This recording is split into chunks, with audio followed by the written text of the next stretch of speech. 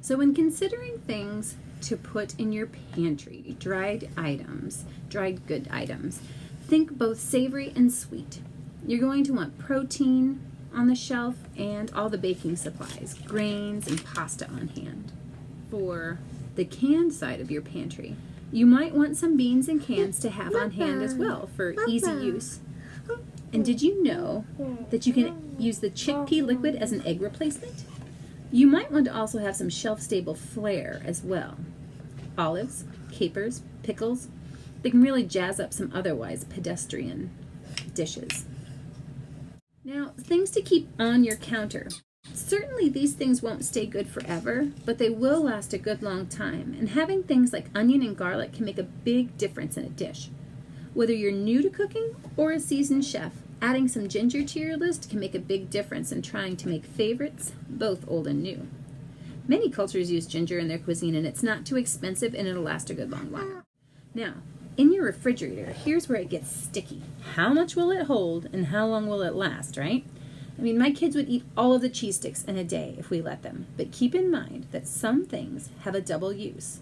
Like yogurt could go breakfast with granola or as a topper for quesadillas and baked potatoes. And lots of other things can go into the freezer if needed. If you have room, I know that's valuable real estate at my house. There is usually one science experiment or art project in the freezer here. Having family favorites like protein, veggies, and fruit is helpful.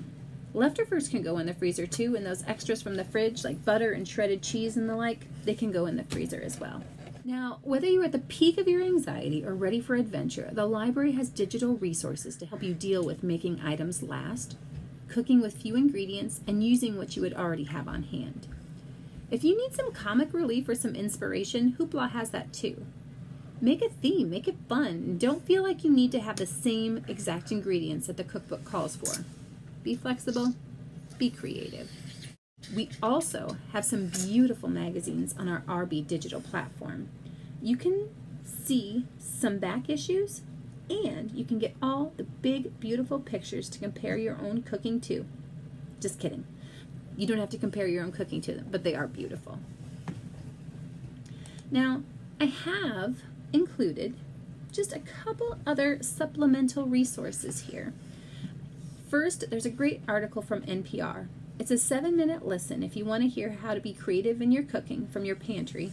And there's also 2 different articles for stocking up and making the most of your shelves. They're the references that I use to make this video. Now, I know this can be a stressful time, but it can also be a time to really have some fun with food.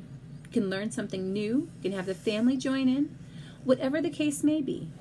I hope that you can access some of the library's digital resources to make your experience enjoyable. Thanks so much for joining us. Take care. Bye.